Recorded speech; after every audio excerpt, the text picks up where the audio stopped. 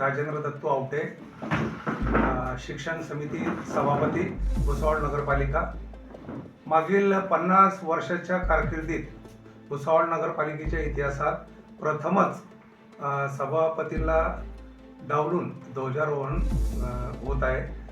आजपर्यंतच्या कारकिर्दीत दरवेळेस ज्या सभापती ज्या ठिकाणी असतील शिक्षण सभापती त्यांच्या हस्तेच ध्वजारोहण 15 ऑगस्ट असेल, 26 जानेवारी असेल, या 1 मे या दिवशी सभापतींच्या हस्ते ध्वजारोहण होतं। परंतु कोणाच्या तरी सांगण्यावर या कोणाचे तरी ऐकून नगराध्यक्षा गायत्रीताई बंगाळे यांनी ते स्वतः ध्वजारोहण करणारे हरकत नाही, परंतु हे कुठेतरी अपमानास्पद वागणूक दिल्या गेली आहे याचा मला आजपर्यंत खंत वाटते।